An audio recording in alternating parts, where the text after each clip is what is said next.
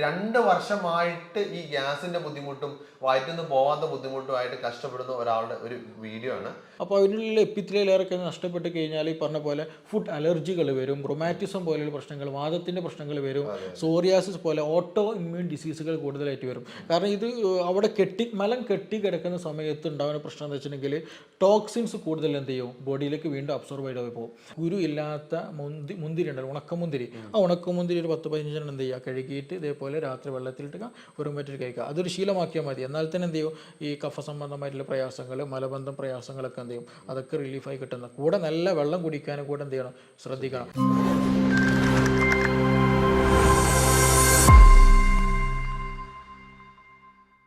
Convo ഹെൽത്തിന്റെ പുതിയൊരു വീഡിയോയിലേക്ക് എല്ലാവർക്കും സ്വാഗതം. ഇത് നമ്മുടെ കൂടെ ഉള്ളത് സിറാജ് ഡോക്ടറാണ്, നമ്മുടെ Q&B ഹെൽത്ത് കെയറിലെ മെഡിക്കൽ ഓഫീസറാണ്. നമ്മൾ പലപ്പോഴും പല ആളുകളും പറയാറുണ്ട് കോൺസ്റ്റിപ്പേഷൻ, അതായത് മലബന്ധത്തിന്റെ പ്രശ്നങ്ങൾ.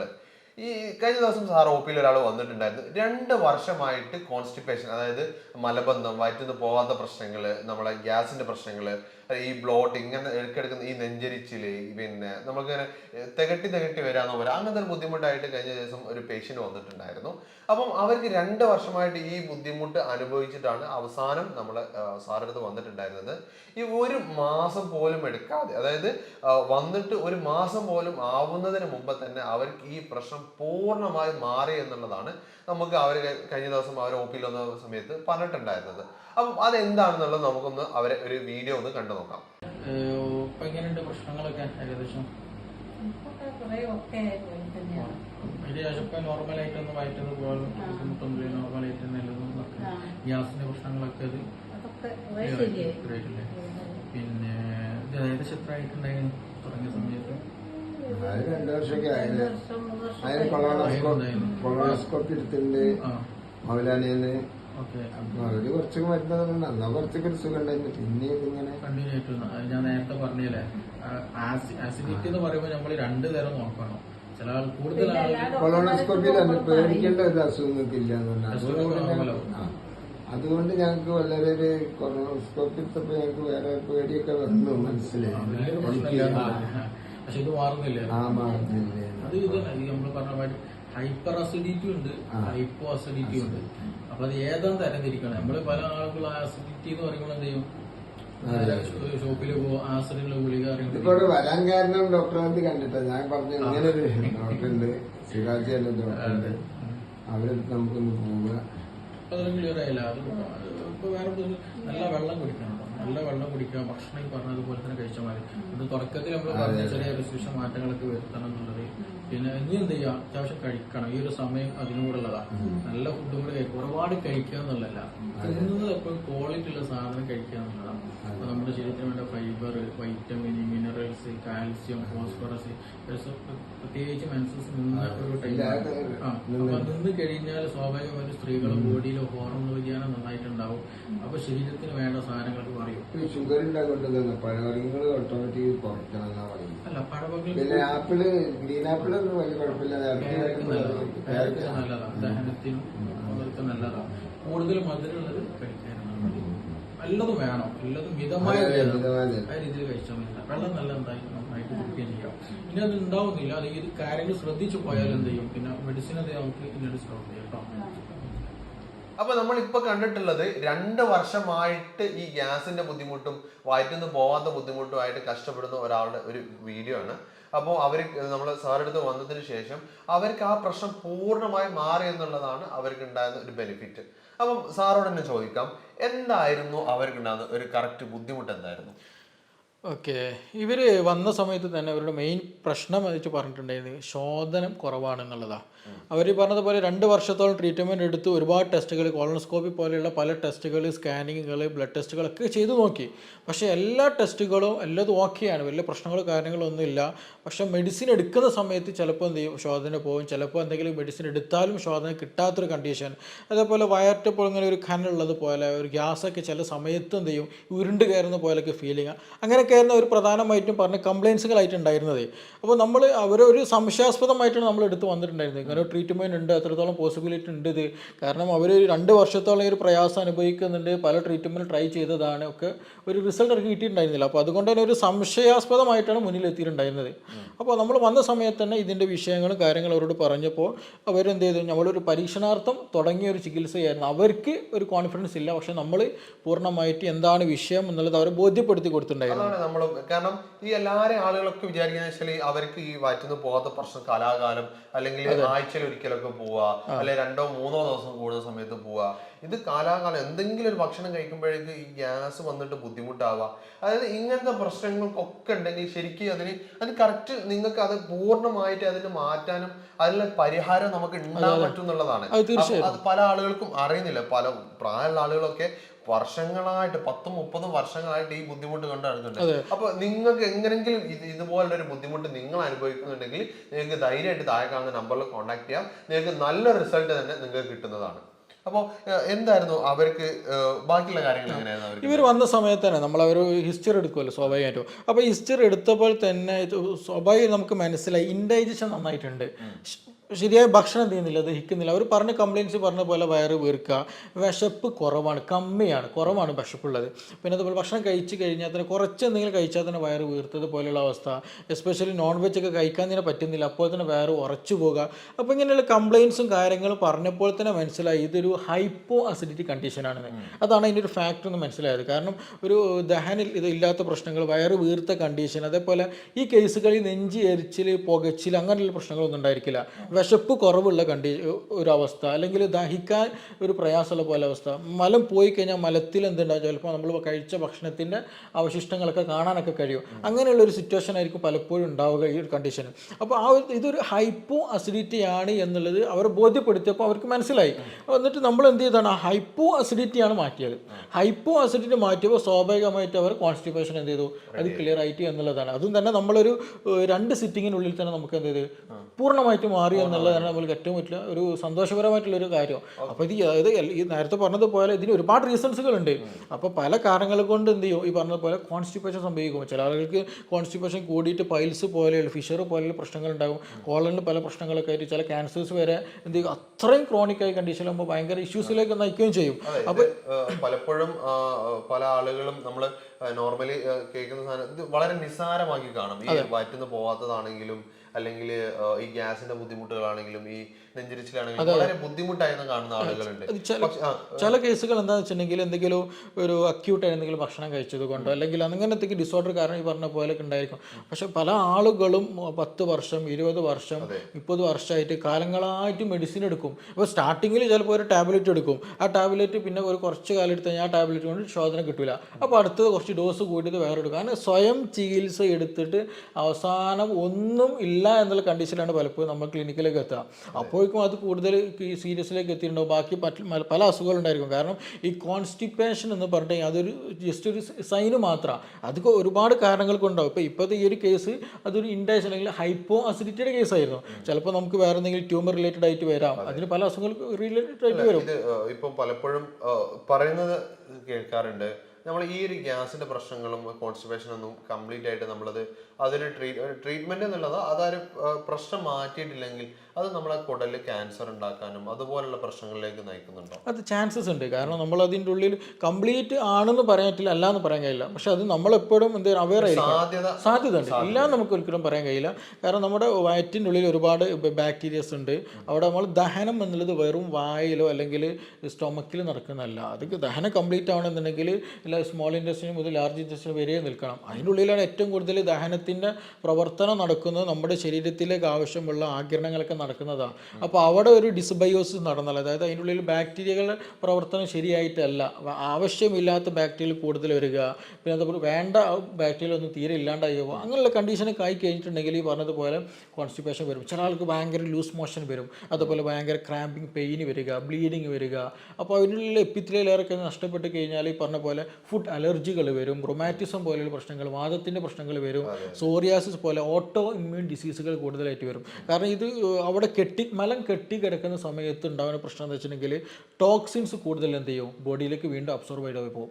അപ്പോൾ ടോക്സിൻസ് കൂടുതൽ പോയി കഴിഞ്ഞാൽ ഇൻഫ്ലമേഷൻ നന്നായിട്ട് കൂടും. അതുകൊണ്ടാണ് ചില ആളുകൾക്ക് മലബന്ധം വരുമ്പോഴേക്കും എന്ത് ചെയ്യും, നീ പെയിൻ വരും, അല്ലെങ്കിൽ ബാക്ക് പെയിൻ വരും, അല്ലെങ്കിൽ കയ്യിലൊന്നാകെ നീർക്കെട്ട്, അലർജിക് ഇഷ്യൂസ് നന്നായിട്ട് കൂടും. അപ്പോൾ ഇത് ടോക്സിൻസ് എന്ത് ചെയ്യുന്ന ബോഡിയിലേക്ക് നന്നായിട്ട് കൂടുന്നതാണ്. അപ്പോൾ അതേ ആ ശോധന ക്ലിയർ ആയി കൊടുത്താലോ ആ പ്രശ്നം കംപ്ലീറ്റ് മാറുകയും ചെയ്യും. അതാണ് ഇതിൻ്റെ ഒരു മെയിൻ ബേസിക് റീസൺ എന്ന് പറയുന്നത്. അപ്പോൾ നമ്മളെപ്പോഴും ഒരു ട്രീറ്റ്മെൻറ്റ് എടുക്കുകയാണെങ്കിൽ ശരി, നമ്മൾ എന്ത് സംഗതി ചെയ്യണം ബേസിക് മാറ്റണം. ഈ ഒരു കേസിൽ നമ്മൾ ഹൈപ്പോസിഡിറ്റി മാറ്റി, അതേപോലെ തന്നെ എന്താണോ മലബന്ധത്തിന് റീസൺ. ഇപ്പോൾ ഫൈബർ നല്ല സംഗതിയാണ്, ഫൈബർ ഡയറ്റ് എടുക്കാൻ. ഇപ്പൊ നമുക്ക് ഇതുപോലെ ഇപ്പൊ പല പ്രശ്നങ്ങളുണ്ട്. പക്ഷെ നമുക്ക് ഈ ഒരു ലക്ഷണങ്ങൾ, അല്ലെങ്കിൽ കോൺസ്റ്റിപ്പേഷൻ ഉണ്ട്, അല്ലെങ്കിൽ ഇതൊരു കോൺസ്റ്റിപ്പേഷന്റെ പ്രശ്നമാണ് എന്ന് നമുക്ക് എങ്ങനെയാണ്, അല്ലെങ്കിൽ നമ്മൾ പിന്നെ വയറ്റിലുണ്ടാകുന്ന ഈ പറഞ്ഞ പോലെ ചീത്ത ബാക്ടീരിയാസ് കൂടുന്ന സമയത്ത്, അല്ലെങ്കിൽ നല്ല ബാക്ടീരിയാസ് കുറയുന്ന സമയത്ത് ഈ കുടലിലെ പ്രശ്നം, ഇതൊക്കെ നമുക്ക് ഐഡന്റിഫൈ ചെയ്യാൻ നമുക്ക് എന്തൊക്കെ ലക്ഷണങ്ങളാണ് നമ്മൾ ആദ്യം തന്നെ നമ്മുടെ ശരീരം കാണിച്ചു തരുന്നുണ്ടാവും?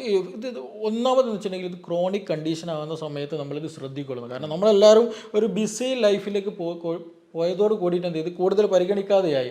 അപ്പോൾ പിന്നെന്താ വെച്ചാൽ നമ്മൾ സിറ്റിംഗ് ലൈഫായി കൂടുതൽ സിറ്റിംഗ് ലൈഫും എക്സസൈസുകളും കാര്യമായിട്ട് ഉണ്ടായിരിക്കില്ല. അപ്പോൾ മൂവ്മെൻറ്റ്സ് നന്നായിട്ട് കുറയിലോട് കൂടിയിട്ട് എന്ത് ചെയ്യും, ഇൻഡൈജഷൻ കൂടുതലായിട്ട് വന്നൊരു സാഹചര്യമാണുള്ളത്. അപ്പോൾ നമ്മളിതിന് മെയിൻ ലക്ഷണം എന്ന് വെച്ചിട്ടുണ്ടെങ്കിൽ എന്താണ്, ശോധന കിട്ടാത്തൊരവസ്ഥ, വിശപ്പില്ലാത്ത, ചില ആൾക്ക് നല്ല വിശപ്പുണ്ടാവും. കാരണം നല്ല വിശപ്പുണ്ടാകും, നല്ല ഭക്ഷണം കഴിക്കും, പക്ഷേ ശോധന ഉണ്ടായിരിക്കില്ല. ആൾ പറയും എനിക്കൊരു പ്രശ്നമില്ല, വയറ്റിന്ന് പോകണമെന്നില്ല, എന്നാലും എനിക്കതൊരു ബുദ്ധിമുട്ടൊന്നും, ഞാൻ നല്ല ഭക്ഷണം കഴിക്കലുണ്ടെന്ന് പറയും. പക്ഷെ അവിടെ നമ്മൾ നിർബന്ധമായിട്ട് നോക്കണം. കാരണം ഒരു ഇൻപുട്ട് പോകുന്നുണ്ടെങ്കിൽ എന്തായാലും ഒരു ഔട്ട്പുട്ട് നിർബന്ധമാണ്. അപ്പോൾ അത് എന്താണ് അവിടെ പ്രവർത്തിക്കുന്നത്, അല്ലെങ്കിൽ അപ്പോൾ എന്തോ ഒരു പ്രശ്നമുണ്ട് എന്നുള്ളത് മനസ്സിലാക്കിയിട്ട് അതിനുള്ളൊരു സൊല്യൂഷൻ കാണൽ നിർബന്ധം. ഇല്ലാന്നുണ്ടെങ്കിൽ എന്ത് ചെയ്യും, പിന്നീട് അത് ഈ പൈൽസ് പോലുള്ള ഇഷ്യൂസിലേക്ക്, ഫിഷർ പോലെയുള്ള പ്രശ്നങ്ങളിലേക്ക് അത് ഗ്രാജ്വലി നയിക്കുകയും ചെയ്യും. അത് വളരെ ഇമ്പോർട്ടൻ്റ് നമ്മൾ ശ്രദ്ധിക്കണം. അപ്പോൾ ഇത് തുടക്കത്തിൽ പറഞ്ഞതുപോലെ ഗ്യാസിൻ്റെ പ്രശ്നങ്ങൾ, ചില ആളുകൾക്ക് ഗ്യാസ് എന്താ പറയുക എടിച്ചിലും പുകച്ചിലായിട്ട് വരും. ചിലപ്പോൾ കീഴ്വാഴി നല്ലോണം പോകും, സ്മെല്ലുള്ള നല്ല കീഴ്വാഴ. അത് എന്താ വെച്ചിട്ടുണ്ടെങ്കിൽ അതിലൊരു ഫെർമെൻറ്റേഷൻ കൂടുതൽ നടക്കും, ബാക്ടീരിയസിൻ്റെ പ്രവർത്തന കാരണമായിട്ട്. അപ്പോൾ നന്നായിട്ട് എന്ത് കീഴ്വാഴിൻ്റെ പ്രശ്നം ഉണ്ടായിരിക്കും, നല്ല വിശപ്പ് ഉണ്ടായിരിക്കും ചെയ്യും. അപ്പോൾ ഇത് ഡിപ്പെൻസ്, എന്താ സിംറ്റംസ് എന്തുണ്ടാവും, മാറ്റങ്ങൾ ഉണ്ടായിരിക്കും. അപ്പോൾ IBS IV പോലെയുള്ള പ്രശ്നങ്ങളാണെങ്കിൽ ചില കണ്ടീഷനിൽ ചില എക്സ്റ്റെൻഡ് ഓഫ് ടൈമിൽ എന്തെങ്കിലും നല്ല കോൺസ്റ്റിപ്പേഷൻ ആവും, ചില സമയത്ത് നല്ലോണം ലൂസ് മോഷനും വരും. അതിങ്ങനെ മാറിക്കൊണ്ടിരിക്കും. അത് ഇൻഫ്ലമേഷൻ അത്രത്തോളം സിബോ എന്ന് പറയുന്നത്, അതായത് small intestinal bacterial overgrowth, bacteria എന്തെങ്കിലും അമിതമായിട്ട് വളർന്നു കഴിഞ്ഞാൽ പ്രശ്നം ഉണ്ടാവും. അതേ ആളുകൾക്കാണ് അമിതമായിട്ട് ആ ഒരു ഡിസ്ബയോസിസ് നടക്കുമ്പോഴാണ് യൂറിനറി ഇൻഫെക്ഷൻസ് റിപ്പീറ്റഡ് ആയിട്ട് വരുന്നത്. അതിങ്ങനെ റിപ്പീറ്റഡ് ആയിട്ട് വരില്ല. അതേപോലെ വാദത്തിൻ്റെ പ്രശ്നങ്ങൾ റിപ്പീറ്റഡ് ആയിട്ട് വരാനുള്ള കാരണം അതിനൊക്കെ ബേസിക് എന്ന് പറയുന്നത് ഇതിനുള്ളിലുള്ള ഒരു ഡിസ്ബയോസിസ് നടക്കുമ്പോഴാണ്. അത് പ്രോപ്പറായാൽ ശോധനം അല്ലെങ്കിൽ ഡൈജഷൻ പ്രോപ്പറായി കഴിഞ്ഞിട്ടുണ്ടെങ്കിൽ ഓൾമോസ്റ്റ് എല്ലാ പ്രശ്നങ്ങളും എന്ത് ചെയ്യും, നമ്മുടെ ബോഡിയിലുള്ളത് പ്രോപ്പറായിട്ട്. അപ്പോൾ ഇങ്ങനെ അതുപോലെ ഈ ബുദ്ധിമുട്ട് അനുഭവിക്കുന്നത്, ഈ വയറ്റിന്ന് പോകാത്ത പ്രശ്നങ്ങൾ, ഈ ഗ്യാസിന്റെ പ്രശ്നങ്ങൾ, അല്ലെങ്കിൽ ഈ പൈൽസ്, ഫിഷർ, അങ്ങനെ ഈ ദഹന സംബന്ധമായ എന്ത് ബുദ്ധിമുട്ടുണ്ടെങ്കിലും നിങ്ങൾക്ക് ഇതിനെക്കുറിച്ച് കൂടുതൽ അറിയാനോ അല്ലെങ്കിൽ ഡോക്ടറെ കൺസൾട്ടേഷനോ വേണമെന്നുണ്ടെങ്കിൽ താഴെ കാണുന്ന നമ്പറിൽ കോൺടാക്ട് ചെയ്താൽ മതി. നിങ്ങൾ ശ്രദ്ധിക്കേണ്ടത്, നിങ്ങൾ ബുക്ക് ചെയ്തിട്ട് മാത്രമേ വരാൻ പാടുള്ളൂ. നല്ല തിരക്കുള്ള സമയങ്ങളാണെങ്കിൽ, ഈ ഓൺലൈൻ ആണെങ്കിലും ഓഫ്ലൈൻ ആണെങ്കിലും നല്ല തിരക്കുള്ള സമയത്താണെങ്കിൽ നിങ്ങൾ കൺസൾട്ടേഷൻ എടുക്കാൻ ബുദ്ധിമുട്ടായിരിക്കും. അപ്പോൾ അതിന് നിങ്ങൾ കൃത്യമായിട്ട് അതിന് കോൾ ചെയ്തതിന് ശേഷം നിങ്ങൾ കൂടുതൽ ഡീറ്റെയിൽസ് അറിയണമെങ്കിലൊക്കെ താഴെ കാണുന്ന നമ്പറിൽ കോൺടാക്ട് ചെയ്താൽ മതി. പിന്നെ നമ്മൾ ഇപ്പം ഡിസ്കസ് ചെയ്തുകൊണ്ടിരിക്കുന്നത്, മുമ്പ് പറഞ്ഞല്ലോ 2 വർഷമായിട്ട് ഈ ബുദ്ധിമുട്ട് അനുഭവിക്കുന്നത്, ഇത് പറഞ്ഞ ആളുകളിൽ നിന്നാണ് 2 വർഷം എന്ന് പറഞ്ഞത്. ഇത് പിന്നെ ബുദ്ധിമുട്ട് അനുഭവിക്കുന്ന ഒരുപാട് വർഷങ്ങളായിട്ട് ബുദ്ധിമുട്ട് അനുഭവിക്കുന്ന ആളുകളുണ്ട്. അപ്പോൾ അവർക്കൊക്കെ ഈ ഒരു വീഡിയോ എന്തായാലും ഷെയർ ചെയ്ത് കൊടുക്കണം. കാരണം നമ്മൾ കൃത്യമായിട്ട് വയറ്റിന്ന് പോയിട്ടില്ല, അല്ലെങ്കിൽ ഗ്യാസിന്റെ പ്രശ്നമുള്ള ആളുകൾക്ക് മാത്രമേ ഇതിൻ്റെ ഒരു ബുദ്ധിമുട്ട് മനസ്സിലാവുള്ളൂ. അവർക്ക് പുറത്തു പോകാനുള്ള ബുദ്ധിമുട്ടുകൾ ഉണ്ടാവും. ഒരുപാട് നേരത്തെ പറഞ്ഞ ഈ കീവായുവിന്റെ പ്രശ്നങ്ങളാണെങ്കിലും, അല്ലെങ്കിൽ ഈ നമ്മളെ വയറ്റിന്ന് വരുന്ന വായുനാറ്റം ഭയങ്കര ഒരു ബുദ്ധിമുട്ടായിട്ടാണ്. അപ്പൊ ഇങ്ങനത്തെ ആളുകൾക്കൊക്കെ ഈ ഒരു വീഡിയോ നിർബന്ധമായിട്ട് അയച്ചു കൊടുക്കണം. അപ്പോൾ നിങ്ങൾക്ക് കൂടുതലായിട്ട് അറിയണമെന്നുണ്ടെങ്കിൽ താഴെ കാണുന്ന നമ്പറിൽ കോൺടാക്ട് ചെയ്താൽ മതി. അപ്പോൾ നമ്മൾ ഇപ്പോൾ ലക്ഷണങ്ങൾ പറഞ്ഞു, നമ്മൾ കാര്യങ്ങൾ. പക്ഷെ നമ്മൾ പലപ്പോഴും ഈ പറഞ്ഞ സോറിയാസിസ് പറഞ്ഞു, അതുപോലെ തന്നെ മുട്ടുവേദന പറഞ്ഞു, അങ്ങനത്തെ മറ്റെന്തെങ്കിലും ഒരു അസുഖങ്ങളിലേക്ക് ഈ ഒരു കോൺസ്റ്റിപ്പേഷൻ അല്ലെങ്കിൽ ഈ വയറ്റിൽ നിന്ന് പോവാത്ത പ്രശ്നങ്ങൾ കിടക്കുന്നുണ്ടോ? അത് ഞാൻ നേരത്തെ പറഞ്ഞതുപോലെ തന്നെ നമ്മൾ ഈ ശരീരത്തിൽ നിന്ന് വേണ്ടാത്ത സാധനങ്ങൾ പുറന്തള്ളുന്ന എന്നുള്ളൊരു പ്രോസസ്സാണ് ആക്ച്വലി മൂത്രം പോകുന്നതും അതേപോലെ മലം പോകുന്നതും നടക്കുന്നത്. അപ്പോൾ അത് ശരിയായ രീതിയിൽ ബ്ലോക്കിങ് വന്നു കഴിഞ്ഞാൽ അതൊക്കെ എന്ത് ചെയ്യും, ടോക്സിൻസ് ആയി. ഇപ്പോൾ നമ്മൾ മൂത്രമൊഴിക്കുന്ന സമയത്ത് യൂറിയ നമ്മുടെ ശരീരത്തിൽ വേണ്ട, അത് മൂത്രത്തിലൂടെ പുറന്തള്ളും. അപ്പോൾ അത് കൂടുതൽ ബോഡിയിൽ അക്യുമുലേറ്റ് ചെയ്താൽ കിഡ്നി ഫംഗ്ഷൻ അബ്നോർമലായി കഴിഞ്ഞാൽ എന്ത് ചെയ്യും, ബ്ലഡിൽ യൂറിയൻ്റെ പ്രശ്നങ്ങൾ കൂടും, പല ഇഷ്യൂസുകളും നമ്മുടെ ബോഡിയിൽ ഉണ്ടാവും. അതേപോലെ തന്നെയാണ് മലത്തിൻ്റെ കേസിലും. മലം നമ്മുടെ ബോഡിയിൽ ബ്ലോക്കായി കഴിഞ്ഞിട്ടുണ്ടെങ്കിൽ എന്ത് ചെയ്യും, അതുമായി ബന്ധപ്പെട്ടുള്ള ഇൻഫ്ലമേഷൻസ് ബ്ലഡിൽ കലരും. അങ്ങനെ ഒരു സിസ്റ്റമിക് അസുഖങ്ങൾ നന്നായിട്ടുണ്ടായിരിക്കും. പിന്നെ അതേപോലെ നമ്മൾ കൂടുതൽ ഈ സ്കിൻ ഡിസീസുകൾ പെട്ടെന്ന് എന്ത് ചെയ്യും, ഈ ഗട്ട് ഹെൽത്ത് ഇംപ്രോപ്പർ ആയി കഴിഞ്ഞാൽ സ്കിൻ ഡിസീസുകൾ നന്നായിട്ട് കൂടും. എസ്പെഷ്യലി ഓട്ടോ ഇമ്മ്യൂൺ ഡിസീസുകൾ കേസുകൾ ഏറ്റവും ലേറ്റസ്റ്റ് സ്റ്റഡികൾ അങ്ങനെ പറയുന്നത്. കാരണം നമ്മൾ സോറിയാസിസ് പോലെ, അതാണ് ഞാൻ സോറിയാസ് എടുത്ത് പറയാനുള്ളൊരു കാരണം. സോറിയാസിസ് പോലെയുള്ള പല കേസുകൾ അതിൻ്റെ ഒരു ഒറിജിൻ പല കേസുകളിലും നോക്കുന്ന മനസ്സിലായത് ഈ പറഞ്ഞിട്ടുള്ള ഒരു ഗട്ട് ഹെൽത്ത് പ്രോപ്പർ ഇല്ലാത്തതുകൊണ്ടാണ്. അത് കോൺസ്റ്റിപ്പേഷൻ എന്നല്ല, ചില ആൾക്ക് കോൺസ്റ്റിപ്പേഷൻ ആയിരിക്കാം, ചില ആൾക്ക് ലൂസ് മോഷൻ ആയിരിക്കും, ചിലപ്പോൾ ശോധന ഉണ്ടായിരിക്കും, പക്ഷേ അതൊരു പ്രോപ്പർ ഡൈജഷൻ അവിടെ നടക്കുന്നുണ്ടായിരിക്കില്ല. അപ്പോൾ അവിടെ ഒരു ബാക്ടീരിയൽ ഗ്രോത്ത് അല്ലെങ്കിൽ ഒരു മൈക്രോ ഓർഗാനിസത്തിൻ്റെ പ്രസൻസ് ഉണ്ട്. അപ്പോൾ ആ ഒരു മൈക്രോ ഓർഗാനിസത്തിൻ്റെ പ്രസൻസ് പ്രോപ്പർ അല്ല എന്നുണ്ടെങ്കിൽ എന്ത് ചെയ്യും, പ്രോപ്പറായിട്ട് ഡൈജഷൻ നടക്കില്ല. അപ്പോൾ അത് ഇന്ന് എന്ത് ചെയ്യും, കൂടുതലായിട്ട് ടോക്സിൻസ് പ്രൊഡ്യൂസ് ചെയ്യും. പിന്നെ മറ്റൊരു കാര്യം എന്ന് വെച്ചിട്ടുണ്ടെങ്കിൽ ഈ ഒരു മൈക്രോ ഓർഗാനിസം ഒരുപാട് കെമിക്കൽസ് പ്രൊഡ്യൂസ് ചെയ്യുന്നുണ്ട്. അത് ന്യൂറോ ട്രാൻസ്മിറ്റേഴ്സാണ്. നമുക്കറിയാം നമ്മുടെ ബോഡിയിൽ നമ്മുടെ കാണുന്ന കാഴ്ചകൾ, ബോഡി റെസ്പോൺസുകൾ, അങ്ങനെയുള്ള കാര്യങ്ങളൊക്കെ മെസ്സേജ് പാസിങ് നടക്കുന്നത് ന്യൂറോ കെമിക്കൽസിലൂടെയാണ്. അപ്പോൾ ഈ ന്യൂറോ കെമിക്കൽസ് തന്നെയാണ് ആരും പ്രൊഡ്യൂസ് ചെയ്യല്, ഈ പറഞ്ഞിട്ടുള്ള ബാക്ടീരിയലും മിക്കതും പ്രൊഡ്യൂസ് ചെയ്യുന്നത്. അപ്പോൾ അതുകൊണ്ട് തന്നെയാണ് ചില എന്താ പറയുക അബ്ഡോമിനൽ ഇഷ്യൂസ് ഉള്ള ആളുകൾക്ക് എന്ത് ചെയ്യും, ചില ഡിപ്രഷൻസ് വരും, ഭയങ്കര സൈക്കിക്കായിട്ട് ഭയങ്കര പ്രശ്നം പല ആളുകൾക്കും ഉണ്ടാകാറുണ്ട്. അതിൻ്റെ സ്ട്രെസ്സ് എന്ത് ചെയ്യും, അകാരണമായിട്ട് എന്ത് ചെയ്യും, ഒരു സ്ട്രെസ്സ്, അങ്ങനെയുള്ള പ്രശ്നങ്ങൾ പലപ്പോഴും ഉണ്ടാവും. അതേപോലെ തന്നെ ഉൾട്ടയുണ്ട്. അതായത് ഒരാളുടെ എന്തെങ്കിലും സ്ട്രെസ്സ് കൂടുതൽ അല്ലെങ്കിൽ ആങ്സൈറ്റി കൂടുതൽ പ്രശ്നമുള്ളവർ, അങ്ങനെയുള്ളവർക്ക് എന്തുണ്ടാവും, ഇത് അതേ പറഞ്ഞ പോലെ ഈ ഒരു മലബന്ധത്തിൻ്റെ പ്രശ്നം, ഒരു ദഹനക്കേട്, ഒരു അസ്വസ്ഥത, വയറ്റിനൊരു പൊളിച്ചത് കെട്ടൽ, അങ്ങനെ എന്തെങ്കിലുമൊക്കെ ആയിട്ട് ഒരു അസ്വസ്ഥത എപ്പോഴും ഉണ്ടായിരിക്കും. അപ്പോൾ ഇതെല്ലാം അങ്ങോട്ടും ഇങ്ങോട്ടും ലിങ്ക്ഡാണ്. ഗട്ട് ബ്രെയിൻ ആക്സിസ് എന്ന് പറയുന്നതിന്.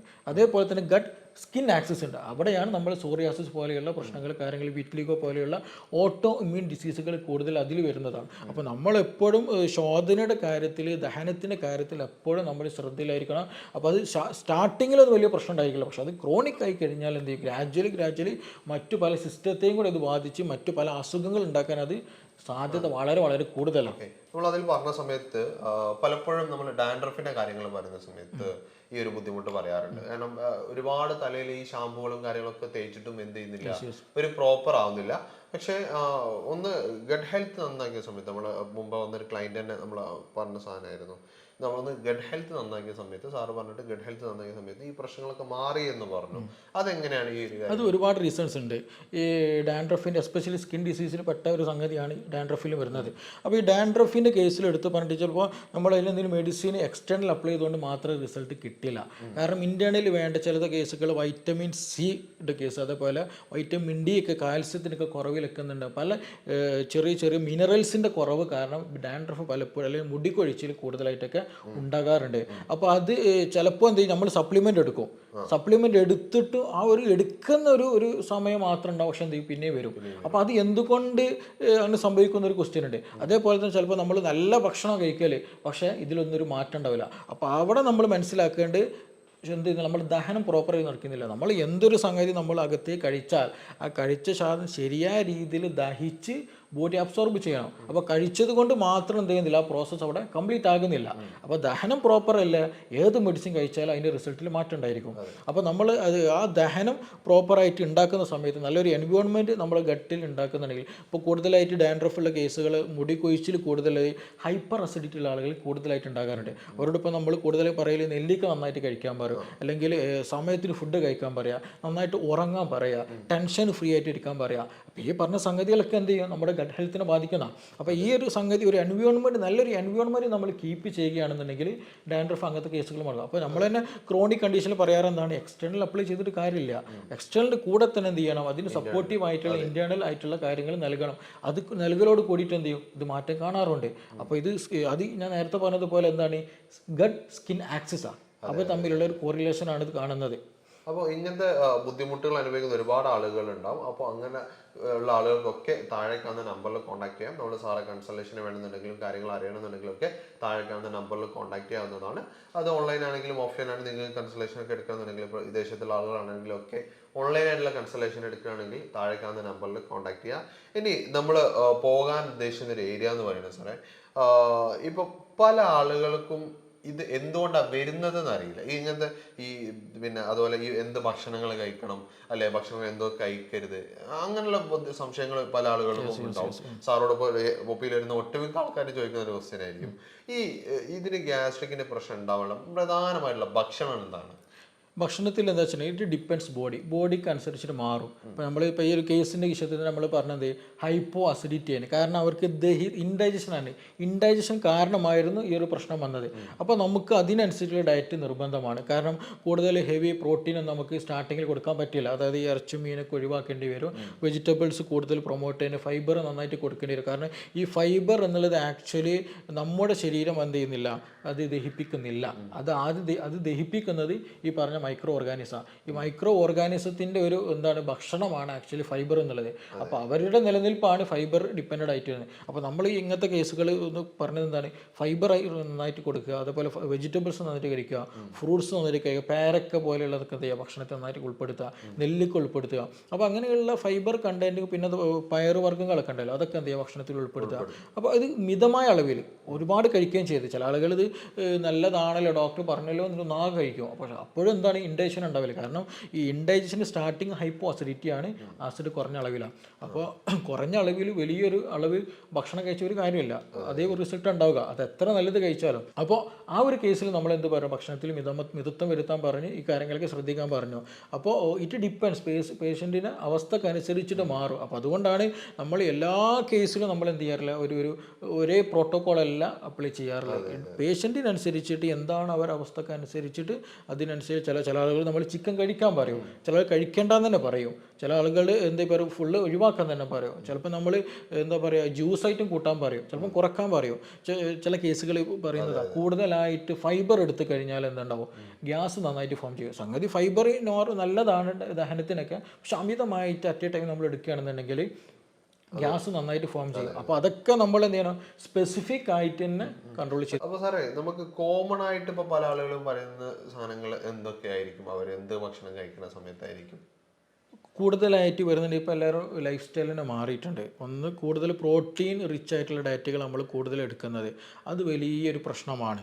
രണ്ടാമത് എന്താണെന്ന് വെച്ചിട്ടുണ്ടെങ്കിൽ ഫൈബർ കുറഞ്ഞ ഭക്ഷണങ്ങളാണ് കൂടുതലുള്ളത്. ഇപ്പോൾ നൈറ്റ് ലൈഫൊക്കെ കൂടിയിട്ട് എന്ത് ചെയ്യും, നൈറ്റിലുള്ള ഹെവി ഡയറ്റ് എടുക്കുന്ന ഒരു കണ്ടീഷൻ ഉണ്ടല്ലോ. ഈ നൈറ്റിൽ ഹെവി ഡയറ്റ് എടുക്കുമ്പോൾ നമ്മുടെ ബോഡി കംപ്ലീറ്റ് റെസ്റ്റിലെടുക്കുന്ന സമയമാണ്. അതായത് ബോഡി കംപ്ലീറ്റ് മെക്കാനിസം ഒക്കെ കുറഞ്ഞിരിക്കുന്ന സമയമാണ്. ആ സമയത്ത് കൂടുതൽ ലോഡ് ബോഡിക്ക് കൊടുക്കുമ്പോൾ ഇൻഡൈജഷൻ ഷുവറായിട്ട് അവിടെ വരാനുള്ള സാധ്യത വളരെ കൂടുതലാണ്. അപ്പോൾ അത് നമ്മൾ എക്സസൈസ് ചെയ്യുകയാണ്, പകൽ നല്ല അധ്വാനിക്കാൻ നിൽക്കുന്നുണ്ടെങ്കിൽ എന്ത് ചെയ്യും, പെട്ടെന്ന് ദഹിച്ചിട്ട് അത് പുറന്തള്ളും ചെയ്യും. അപ്പോൾ കൂടുതൽ രാത്രി ഭക്ഷണം കഴിക്കുന്നവർക്ക് ഈ പ്രശ്നങ്ങളുണ്ടായിരിക്കും. അതേപോലെ തന്നെ കൂടുതൽ കാർബണേറ്റഡ് ആയിട്ടുള്ള ഡ്രിങ്ക്സ് കുടിച്ച് കഴിഞ്ഞാൽ പലപ്പോഴും ഗ്യാസ് അക്യുമുലേഷൻ ബോഡിയിൽ കൂടാനുള്ള ചാൻസ് വളരെ കൂടുതലുണ്ട്.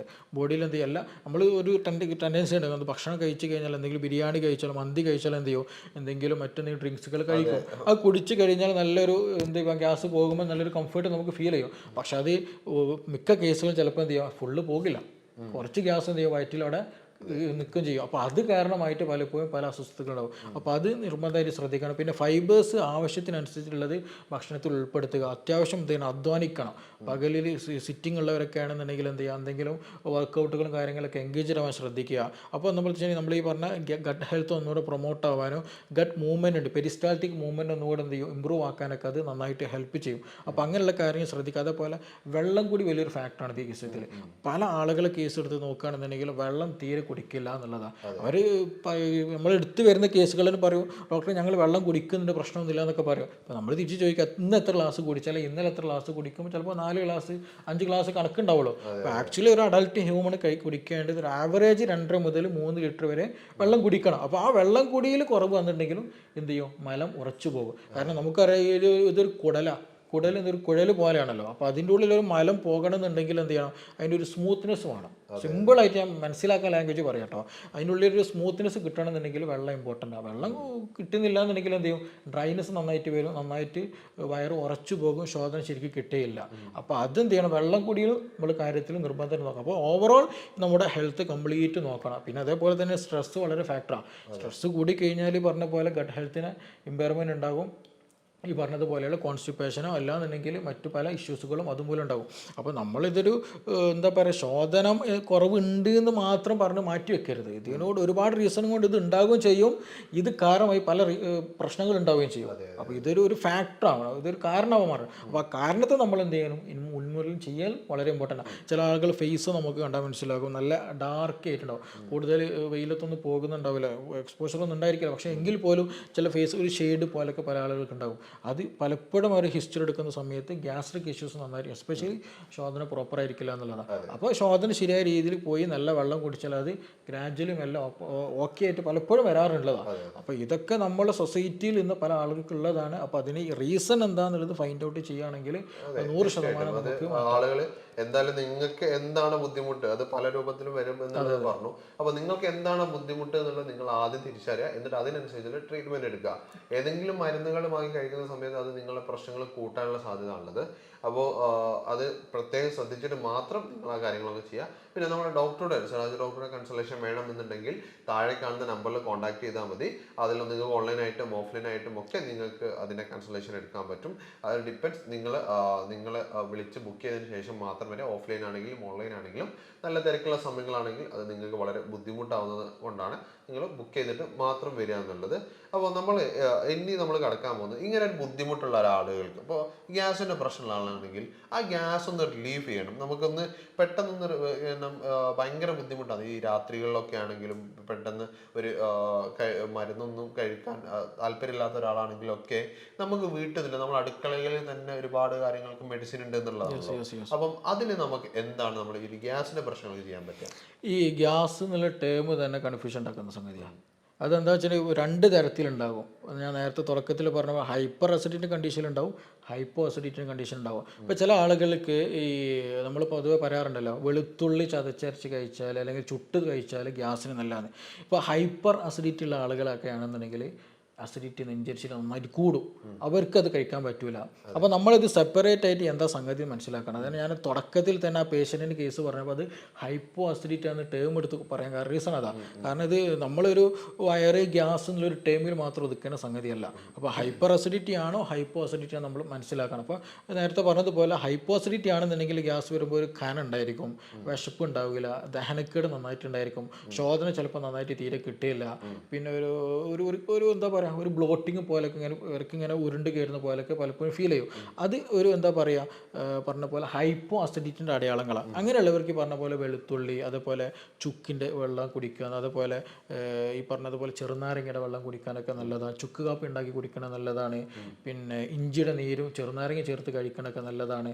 പിന്നെ അത്യാവശ്യം എക്സസൈസും കാര്യങ്ങളൊക്കെ ചെയ്യുന്നത്, അങ്ങനെയുള്ള കാര്യങ്ങൾ ശ്രദ്ധിച്ചാൽ തന്നെ എന്തോ ഹൈപ്പോ അസിഡിറ്റി റിലേറ്റഡ് ആയിട്ടുള്ള ഗ്യാസ് കാര്യങ്ങളൊക്കെ ഓക്കെ ആയിട്ട് വരും. അപ്പോൾ നിങ്ങൾ നല്ലൊരു ഹെവി ഫുഡ് കഴിച്ച് എന്തോ ഭയങ്കര പ്രശ്നം, ഒരു ഹെവിനെസ് ഫീൽ ചെയ്യുന്നുണ്ടെങ്കിൽ നിങ്ങളൊരു ഗ്ലാസ് പോയിട്ട് എന്ത് ചെയ്യുക, നല്ലൊരു മസാല ടീ കുടിച്ചാൽ മതി. അത് കുറച്ച് കഴിയുമ്പോൾ എന്ത് ചെയ്യും, ഈ മസാല ടീയുടെ പ്രത്യേകത എന്ന് വെച്ചിട്ടുണ്ടെങ്കിൽ എന്ത് ചെയ്യും, ആസിഡ് സെക്രീഷൻ കൂട്ടുന്നതിന് വേണ്ടി ട്രിഗറിങ് നന്നായിട്ടുണ്ടാകും. അപ്പോൾ ദഹന രസങ്ങൾ അത് കൂട്ടാൻ അത് ഹെൽപ്പ് ചെയ്യും. അപ്പോൾ ദഹനം പ്രോപ്പറായിട്ട് വരുമ്പോൾ ഗ്യാസിൻ്റെ പ്രശ്നം നിൽക്കും. അതേസമയം ചില ആളുകൾ ഹൈപ്പർ അസിഡിറ്റി കണ്ടീഷൻ ഉണ്ടായിരിക്കും. അവരെ പ്രത്യേകത വെച്ചിട്ടുണ്ടെങ്കിൽ അവർക്ക് അസിഡിറ്റി കാരണമായിട്ട് ഭയങ്കര എരിച്ചിലും പുകച്ചിലുണ്ടാവും. ഗ്യാസ് ഉണ്ടായിരിക്കും, അതിൻ്റെ പുക ഭയങ്കര എരിച്ചിലും പുകച്ചിലും, ഈ പറഞ്ഞതുപോലെ പുളിയുള്ളതൊന്നും വല്ലാണ്ട് കഴിക്കാൻ പറ്റില്ല, അങ്ങനത്തെ പ്രശ്നങ്ങളൊക്കെ ഉണ്ടായിരിക്കും. അപ്പോൾ അവർ ശ്രദ്ധിക്കേണ്ടതെന്ന് വെച്ചിട്ടുണ്ടെങ്കിൽ ഒന്ന് ഭക്ഷണം തന്നെ കൺട്രോൾ ചെയ്യണം. ഹൈപ്പർ കൂടുതൽ കരിച്ചതും പൊരിച്ചതും അങ്ങനത്തെ സംഗതികൾ ഒഴിവാക്കണം. പിന്നെ സമയത്തിന് ഫുഡ് കഴിക്കുക എന്നുള്ളതാണ്. ടെൻഷന് കാര്യങ്ങളൊക്കെ ഉണ്ടെങ്കിൽ ഒഴിവാക്കണം എന്നുള്ളതാണ്. പിന്നെ അവർക്ക് ലെമൺ ടീ ഭയങ്കര റിലീഫായിട്ട് പലപ്പോഴും നമ്മൾ കിട്ടിയ റിസൾട്ടാണ്. പിന്നെ അതുപോലെ നമ്മുടെ കൊറിയാണ്ടർ ഉണ്ടല്ലോ, അത് മല്ലി വെള്ളം എന്ത് ചെയ്യുക, മല്ലി തിളപ്പിച്ചിട്ട് ആ വെള്ളം എന്ത് ചെയ്യുക, ഇടയ്ക്കിടയ്ക്ക് കുടിച്ചാൽ ഈ പറഞ്ഞ പോലെ അമിതമായിട്ടുള്ള അസിഡിറ്റി കുറക്കും. അതിനൊക്കെ വളരെ ഹെൽപ്ഫുള്ളാണ്. പിന്നെ അതുപോലെ ഇരട്ടി മധുരം കഴിക്കുന്നത് വളരെ നല്ലതാണ് ഈ ഹൈപ്പർ അസിഡിറ്റി കേസിൽ. അപ്പോൾ അങ്ങനത്തെ കേസിൽ എന്ത് ചെയ്യും, ഇത് രണ്ടും നമ്മൾ സെപ്പറേറ്റ് ആയിട്ട് കാണണം. അപ്പോൾ എങ്കിൽ മാത്രം അതിന് എന്തെങ്കിലും മാറ്റം ഉണ്ടായിരിക്കുകയുള്ളൂ. അപ്പോൾ ഗ്യാസ്ട്രിക്കിന്റെ ഇഷ്യൂസിന്റെ പറഞ്ഞു. അപ്പോൾ നമുക്കൊരു മലബന്ധമാണ് ബുദ്ധിമുട്ടതെങ്കിൽ അതിന് നമുക്ക് എന്താണ് ചെയ്യാൻ പറ്റുക? മലബന്ധം നമ്മൾ നേരത്തെ പറഞ്ഞതുപോലെ എന്ത് ചെയ്യണം, വെള്ളം നന്നായിട്ട് കുടിക്കണം. പിന്നെ നല്ല കായികാധ്വാനം നല്ലോണം വേണം. നമ്മളൊരു റെസ്റ്റ് ലൈഫാണ് അല്ലെങ്കിൽ ഒരു സിറ്റിംഗ് വർക്കും കാര്യങ്ങളൊക്കെ ആണെന്നുണ്ടെങ്കിൽ എന്ത് ചെയ്യണം, എന്തെങ്കിലും എക്സസൈസും കാര്യങ്ങളൊക്കെ ചെയ്യുക, വെള്ളം നല്ലോണം കഴിക്കുക, ഫൈബർ റിച്ച് ആയിട്ടുള്ള ഫുഡുകൾ എന്ത് ചെയ്യണം ഭക്ഷണത്തിൽ നന്നായിട്ട് ഉൾപ്പെടുത്തുക. പിന്നെ അമിതമായിട്ട് അറ്റ് എ ടൈം കഴിക്കാതിരിക്കുക എന്നുള്ളതാണ്. പിന്നെ അതുപോലെ നമ്മൾ ഫിഗ് ഉണ്ടല്ലോ, നമ്മൾ അത്തിപ്പഴം എന്ത് ചെയ്യുക, ഒരു 3-5 എന്ത് ചെയ്യുക, കഴുകിയിട്ട് രാത്രി കിടക്കുന്നതിന് മുമ്പായിട്ട് എന്ത് ചെയ്യുക, വെള്ളത്തിലിട്ട് വെച്ചിട്ട് വെറും വയറ്റിൽ ആ അത്തിപ്പഴം നല്ല ചവച്ചരച്ച് കഴിക്കുക, ആ വെള്ളം കുടിക്കുക. അതൊരു ശീലമാക്കണം. ഒരു പെട്ടെന്നൊരു ദിവസം ചെയ്തുകൊണ്ട് പെട്ടെന്ന് റിസൾട്ട് ഇല്ല, ഗ്രാജുവലി എന്ത് ചെയ്യും മാറ്റങ്ങളുണ്ടായിരിക്കും. പിന്നെ അതേപോലെ നമ്മളെ കുരു ഇല്ലാത്ത മുന്തിരി ഉണ്ടല്ലോ, ഉണക്കമുന്തിരി, ആ ഉണക്കമുന്തിരി ഒരു 10-15 എന്ത് ചെയ്യുക, കഴുകിയിട്ട് ഇതേപോലെ രാത്രി വെള്ളത്തിലിട്ട് വെറും വയറ്റിൽ കഴിക്കുക. അതൊരു ശീലമാക്കിയാൽ മതി. എന്നാൽ തന്നെ എന്ത് ചെയ്യും, ഈ കഫ സംബന്ധമായിട്ടുള്ള പ്രയാസങ്ങൾ, മലബന്ധം പ്രയാസങ്ങളൊക്കെ എന്ത് ചെയ്യും, അതൊക്കെ റിലീഫായി കിട്ടുന്ന. കൂടെ നല്ല വെള്ളം കുടിക്കാനും കൂടെ എന്ത് ചെയ്യണം, ശ്രദ്ധിക്കണം. പിന്നെ നമ്മൾ എപ്പോഴും എന്താ വെച്ചെങ്കിൽ ടോയ്ലറ്റിൽ പോകാനും വേണ്ടിയിട്ട് ഒരു ടൈമിങ് എപ്പോഴും കാണണം, നല്ലതാണ്. നമ്മൾ ചില ആളുകളുണ്ടായാലും രാവിലെ എപ്പോഴും ഒരു സ്പെസിഫിക് ടൈം അതിന് കണ്ടുവെക്കും. അപ്പോൾ അതൊരു ശീലമായി കഴിഞ്ഞാൽ ബ്ലോക്കില്ലാണ്ട് പോകാൻ നമ്മളെ സഹായിക്കും. പിന്നെ അതുപോലെ രാവിലെ എണീറ്റ പാടത്തന്നെ എന്ത് ചെയ്യുക, ചെറിയ ചൂടുള്ള എന്ത് ചെയ്യും വെള്ളം കുടിക്കുന്നത് ഈ പറഞ്ഞതുപോലെ പെരിസ്റ്റാറ്റിക് മൂവ്മെൻറ്റ് നന്നായി കുടലിൻ്റെ മൂവ്മെൻറ്റ് കൂട്ടും. അപ്പോൾ അതുകൊണ്ട് ശ്വാസം എന്ത് ചെയ്യും, നല്ല രീതിയിൽ കിട്ടുകയും ചെയ്യും. അപ്പോൾ അതൊക്കെ ശ്രദ്ധിക്കുക. അതിൻ്റെ കൂടെ നമ്മൾ ശ്രദ്ധിക്കേണ്ടത് ടോയ്ലറ്റ് ഇരിക്കുന്നത് ഇന്ത്യൻ ടോയ്ലറ്റ് ആകാൻ ശ്രദ്ധിക്കണം. ഇന്ത്യൻ ടോയ്ലറ്റ് ഇരിക്കുന്ന സമയത്താണ് എന്ത് ശരിയായ രീതിയിൽ അവിടെ ഓപ്പൺ ആവുകയുള്ളൂ, നല്ല രീതിയിൽ പോവുകയുള്ളൂ. ഇല്ലെങ്കിൽ എന്ത് ചെയ്യും, ശരിയായ രീതിയിൽ പോകില്ല. ഈ പറഞ്ഞ പോലെ കോൺസ്റ്റിപ്പേഷൻ ഉണ്ടായിരിക്കും, പൈൽസ്, ഫിഷർ പോലുള്ള പ്രശ്നങ്ങളൊക്കെ അത് റീസൺ ആയിട്ട് ഉണ്ടാകാൻ ചാൻസസ് ഉണ്ട്. അതെ, അതിൽ നമുക്ക് ഇപ്പം ദീർഘകാലമായിട്ടുള്ള ആളുകളാണെങ്കിൽ ഈ ഒരു കാര്യങ്ങളൊക്കെ നമുക്ക് ചെയ്യാൻ പറ്റും. ഞാൻ ചോദിക്കുന്നത്, നമ്മൾ ചില ആളുകൾക്കുണ്ട്, നമ്മൾ ഒരു യാത്രകളൊക്കെ കഴിഞ്ഞ് വരുന്നത്, ഒരു യാത്ര ചെയ്യുന്ന സമയത്തോ അല്ലെങ്കിൽ ഒരു ചില പ്രത്യേക ഭക്ഷണങ്ങൾ പെട്ടെന്നുണ്ടാവുന്ന ഒരു വൈറസ് സ്തംഭനമൊക്കെ ഉണ്ടാവും. അത് 1-2 ദിവസങ്ങളായിട്ട് അത് സ്ഥിരമായിട്ടുള്ള ആളല്ല. അപ്പോൾ അങ്ങനെയുള്ള ആളുകൾക്ക് പെട്ടെന്ന് ആ വയറൊക്കെ ഒന്ന് റിലീഫ് ചെയ്യാൻ അതിനെന്താ ചെയ്യുക?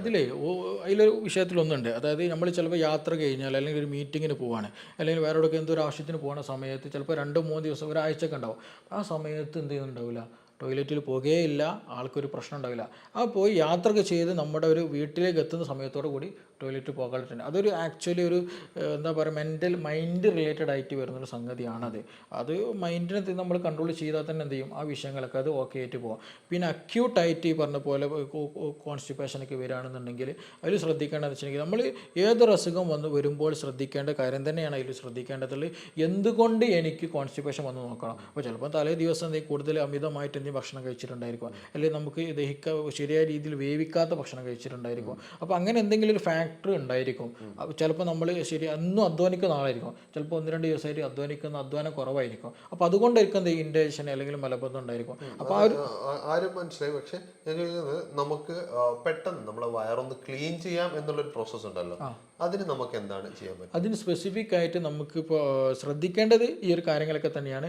മെഡിസിൻ ആയിട്ട് എടുക്കണമെന്നുണ്ടെങ്കിൽ കണ്ടീഷൻ പോലെ നമുക്ക് ചെയ്യാൻ കഴിയുള്ളൂ. അപ്പോൾ അങ്ങനെയുള്ള കണ്ടീഷനുകളിൽ നമ്മൾ എന്താണ് അവസ്ഥ, പേഷ്യൻറ്റിന് എന്താണെന്ന് ഒരു റീസൺ ഉണ്ടാവും. നമ്മൾ നേരത്തെ പറഞ്ഞ പോലെ എല്ലാത്തിനും ഒരു ഫാക്റ്റ് ഉണ്ടാവും അതിൻ്റെ ബാക്കിൽ. ആ റീസൺ അനുസരിച്ച് മാത്രമേ ചെയ്യാൻ കഴിയുള്ളൂ.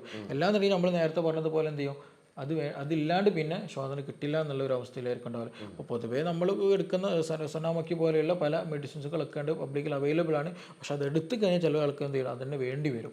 ഇതുണ്ടെങ്കിലേ ഇനി ശ്വാസന കിട്ടുള്ളൂ എന്നുള്ള കണ്ടീഷൻ ഉണ്ട്. എസ്പെഷ്യലി ഒരു 40 വയസ്സ് മുകളിലുള്ള മിക്ക ആളുകളും ഇത് കണ്ടിന്യൂ ആയിട്ട് എടുക്കുന്ന ആളുകൾ, സ്ത്രീകളായിക്കോട്ടെ പുരുഷന്മാരായിക്കോട്ടെ. അപ്പോൾ അത് സെൽഫായിട്ട് ട്രീറ്റ്മെൻറ്റ് ചെയ്യുന്ന നിർബന്ധമായിട്ട് ശ്രദ്ധിക്കണം. എന്താണോ റീസൺ എന്നുള്ളത് മനസ്സിലാക്കിയിട്ട് ട്രീറ്റ് ചെയ്യുക. അത് വരാനുള്ള റീസൺ എന്താണെന്നുള്ള ഐഡൻറ്റിഫൈ ചെയ്യുക. എന്തെങ്കിലും നമ്മുടെ ലൈഫ് സ്റ്റൈൽ മാറ്റമൊക്കെ വന്നിട്ടുണ്ട്, ഭക്ഷണത്തിൽ മാറ്റം വന്നിട്ടുണ്ട്, കൂടുതലായിട്ട് എന്തോ കഴിച്ചു പോയിട്ടുണ്ട്, അങ്ങനെയൊക്കെ എന്തെങ്കിലും വെള്ളം കൂടി കുറവാണ്, അങ്ങനെയൊക്കെ എന്തെങ്കിലും ഒരു അബ്നോർമാലിറ്റി ഉണ്ടെങ്കിൽ അതൊക്കെ ഒന്ന് നോർമലാക്കി വരുമ്പോൾ തന്നെ അത് അങ്ങനത്തെ കേസുകൾ റിലീഫ് ആവുന്നുള്ളൂ. എന്തെങ്കിലും ഡിസീസ് കേസ് ആണെങ്കിൽ നിർബന്ധമായിട്ടും എന്താണോ കണ്ടീഷൻ നോക്കിയിട്ട് അതിനനുസരിച്ചിട്ട് ഡ്രഗ് എടുക്കുന്നത് നല്ലത്. അപ്പോൾ നമുക്ക് ഈ ഒരു പ്രശ്നങ്ങൾ, അതായത് ഗ്യാസ്, നെഞ്ചരിച്ചില്, ഈ പൊളിച്ചില് കെട്ടല്, ഓക്കാനം, അങ്ങനെ ബുദ്ധിമുട്ടുകളൊക്കെ, പിന്നെ നമ്മൾ പൈൽസിനെ കുറിച്ചൊക്കെ നമ്മൾ ഡീറ്റെയിൽ ആയിട്ടുള്ള ഡിസ്കഷൻ തന്നെയാണ് നമ്മൾ എന്ത് ചെയ്തിട്ടുള്ളത്, ഇവിടെ നടത്തിയിട്ടുള്ളത്. അതായത് സാറ ക്ലിനിക്കിൽ വന്ന ഒരുപാട് പേഷ്യൻസിൻ്റെ എക്സ്പീരിയൻസ് വെച്ചിട്ടാണ് നമ്മൾ എന്ത് ചെയ്തിട്ടുള്ളത്, നമ്മളിപ്പോൾ ഇന്നത്തെ കാര്യങ്ങളൊക്കെ ഡിസ്കസ് ചെയ്തിട്ടുള്ളത്. അപ്പോൾ നിങ്ങൾക്കും ഇതുപോലുള്ള പ്രശ്നങ്ങളൊക്കെ ഉണ്ടെങ്കിൽ നിങ്ങൾക്ക് താഴെ കാണുന്ന നമ്പറിൽ കോൺടാക്ട് ചെയ്യാം. നിങ്ങൾക്ക് ഇതിന് ഒരു പരിപൂർണമായ ഒരു എന്താ പറയുക, ഒരു മാറ്റം തന്നെ നിങ്ങൾ ആഗ്രഹിക്കുന്നുണ്ടെങ്കിൽ നിങ്ങൾക്ക് ധൈര്യമായിട്ട് കോൺടാക്ട് ചെയ്യാവുന്നതാണ്. നമ്മൾ സിറാജ് ഡോക്ടറുടെ അപ്പോയിൻമെൻറ്റ് എടുക്കുകയാണെങ്കിൽ നിങ്ങൾക്ക് എന്താണോ ബുദ്ധിമുട്ട് നോക്കി അതിനനുസരിച്ച് കൃത്യമായിട്ടുള്ള ഒരു ട്രീറ്റ്മെൻറ്റ് നിങ്ങൾക്ക് എടുത്താൽ നിങ്ങൾക്ക് ഈ പ്രശ്നം പിന്നെ ജീവിതത്തിൽ പിന്നെ റിപ്പീറ്റ് ആയിട്ട് വരാത്ത രൂപത്തിലേക്ക് തന്നെ നിങ്ങൾക്ക് ഇത് പൂർണ്ണമായി മാറ്റാൻ പറ്റും. ഇപ്പൊ 2 വർഷമായിട്ട് ഇതിന്റെ ഒരു ബുദ്ധിമുട്ട് അനുഭവിക്കുന്ന ആളുടെ ഒരു എക്സ്പീരിയൻസ് ആണ് നമ്മൾ മുമ്പ് കേട്ടിട്ടുണ്ടായിരുന്നത്. നിങ്ങൾ ആ ഒരു വീഡിയോ ഒന്നുകൂടെ കണ്ടുവരും. കാരണം അവർക്കുണ്ടായ ബുദ്ധിമുട്ട് എന്താണെന്നുള്ളതും അവർക്ക് എത്രത്തോളം അത് മാറി എന്നുള്ളതിന്റെയും ഒരു ഭയങ്കരമായിട്ടുള്ള ഒരു ഹാപ്പിനെസ് ആണ് ചെയ്തിട്ടുള്ളത് അവർ ഈ ഒരു വീഡിയോയിൽ പങ്കുവച്ചിട്ടുണ്ടായിരുന്നത്. ഇപ്പൊ എങ്ങനെയുണ്ട് പ്രശ്നങ്ങളൊക്കെ ഏകദേശം? നോർമലായിട്ടൊന്നും വയറ്റൊന്നും പോകാനും ബുദ്ധിമുട്ടൊന്നുമില്ല, നോർമലായിട്ട് തന്നെ എല്ലാം ഗ്യാസിന്റെ പ്രശ്നങ്ങളൊക്കെ അത് പിന്നെ ഇത് ഏകദേശം എത്ര ആയിട്ടുണ്ടായിരുന്നു തുടങ്ങിയ സമയത്ത്? 2 വർഷമൊക്കെ അതിന് കൊളോണോസ്കോപ്പി എടുത്തിട്ടുണ്ട് മൗലാനിന്ന്. അപ്പൊ അവര് കുറച്ചൊക്കെ മരുന്ന് അന്നാ കുറച്ചൊക്കെ ഒരു സുഖം ഉണ്ടായിരുന്നു. പിന്നെ ഇതിങ്ങനെ കണ്ടിന്യൂ ആയിട്ട് ഞാൻ നേരത്തെ പറഞ്ഞില്ലേ, ആസിഡിറ്റി എന്ന് പറയുമ്പോൾ നമ്മൾ 2 തരം നോക്കണം. ചില ആൾ കൂടുതൽ കൊളോണോസ്കോപ്പിയിൽ പേടിക്കേണ്ട ഒരു അസുഖം നിങ്ങൾക്ക് ഇല്ല എന്ന് പറഞ്ഞാൽ അതുകൊണ്ട് ഞങ്ങൾക്ക് വളരെ ഒരു കൊളോണോസ്കോപ്പി എടുത്തപ്പോ ഞങ്ങൾക്ക് വേറെ പേടിയൊക്കെ വന്നു മനസ്സിലായി. പക്ഷെ ഇത് മാറുന്നില്ല. അത് ഇതന്നെ നമ്മൾ പറഞ്ഞ മാതിരി ഹൈപ്പർ അസിഡിറ്റി ഉണ്ട്, ഹൈപ്പോ അസിഡിറ്റി ഉണ്ട്. അപ്പൊ അത് ഏതാന്ന് തരംതിരിക്കണം. നമ്മള് പല ആളുകളും അസിഡിറ്റി എന്ന് പറയുമ്പോൾ എന്ത് ചെയ്യും, ഷോപ്പിൽ പോകും, ആസിഡിനുള്ള ഗുളിക ഇപ്പൊ വരാൻ കാരണം ഡോക്ടറെ കണ്ടിട്ടാ ഞാൻ പറഞ്ഞു ഇങ്ങനെ ഒരു ഡോക്ടറുണ്ട് ശിവാജി അല്ല ഡോക്ടറുണ്ട്, അവരെടുത്ത് നമുക്കൊന്ന് പോവുക. അതൊന്നും ക്ലിയർ ആയില്ല. അത് ഇപ്പൊ വേറെ നല്ല വെള്ളം കുടിക്കണം, നല്ല വെള്ളം കുടിക്കുക, ഭക്ഷണം ഈ പറഞ്ഞതുപോലെ തന്നെ കഴിച്ചാൽ മതി. അത് തുടക്കത്തിൽ നമ്മൾ പറഞ്ഞ ചെറിയ റെസ്ട്രിക്ഷൻ മാറ്റങ്ങളൊക്കെ വരുത്തണം എന്നുള്ളത്. പിന്നെ ഇനി എന്ത് ചെയ്യുക, അത്യാവശ്യം കഴിക്കണം. ഈ ഒരു സമയം അതിനോടുള്ളതാണ്. നല്ല ഫുഡും കൂടെ കഴിക്കുക, ഒരുപാട് കഴിക്കുക എന്നുള്ളതല്ല, തിന്നുന്നത് എപ്പോഴും ക്വാളിറ്റി ഉള്ള സാധനം കഴിക്കുക എന്നുള്ളതാണ്. അപ്പൊ നമ്മുടെ ശരീരത്തിന് വേണ്ട fibre, vitamin, minerals, calcium, phosphorus, പ്രത്യേകിച്ച് മെൻസസ് നിന്ന ഒരു ടൈം. അപ്പൊ നിന്ന് കഴിഞ്ഞാൽ സ്വാഭാവികമായിട്ട് സ്ത്രീകളുടെ ബോഡിയിലെ ഹോർമോൺ വ്യതിയാനം നന്നായിട്ടുണ്ടാവും. അപ്പൊ ശരീരത്തിന് വേണ്ട സാധനങ്ങളൊക്കെ പറയും. ഷുഗർ ഉണ്ടാകൊണ്ടത് പഴവർഗ്ഗങ്ങൾ ഓട്ടോമാറ്റിക് കുറയ്ക്കണം അല്ല, പഴവർഗ്ഗങ്ങൾ പിന്നെ ആപ്പിള്, ഗ്രീൻ ആപ്പിൾ ഒന്നും വലിയ കുഴപ്പമില്ല, നല്ലതാണ്, ദഹനത്തിനും അതൊക്കെ നല്ലതാണ്. കൂടുതൽ മധുരമുള്ളത് കഴിക്കാനാണ്. നല്ലതും വേണം, നല്ലതും മിതമായ രീതിയിൽ കഴിച്ചാൽ മതി. വെള്ളം നല്ല നന്നായിട്ട് കുടിക്കുകയും ചെയ്യാം. ഇനി അത് ഉണ്ടാവുന്നില്ല, അത് ഈ കാര്യങ്ങൾ ശ്രദ്ധിച്ചു പോയാൽ എന്ത് ചെയ്യും, പിന്നെ മെഡിസിൻ അത് നമുക്ക് പിന്നീട് സ്റ്റോപ്പ് ചെയ്യാം കേട്ടോ. അപ്പോൾ നിങ്ങൾക്ക് ഇതുപോലെയുള്ള നിങ്ങൾക്ക് ബുദ്ധിമുട്ട് അനുഭവിക്കുന്നുണ്ടെങ്കിൽ നിങ്ങൾക്ക് താഴെ കാണുന്ന നമ്പറിൽ കോൺടാക്ട് ചെയ്തിട്ട് സിറാജ് ഡോക്ടർ കൺസൾട്ടേഷൻ എടുക്കാവുന്നതാണ്. അപ്പം ഇതുപോലെയുള്ള ബുദ്ധിമുട്ടുകൾ അനുഭവിക്കുന്ന ആളുകൾക്കൊക്കെ ഈ ഒരു വീഡിയോ എന്തായാലും നിങ്ങൾ ഷെയർ ചെയ്ത് കൊടുക്കുക. മറ്റൊരു വീഡിയോയുമായി നമുക്ക് വീണ്ടും കാണാം. താങ്ക്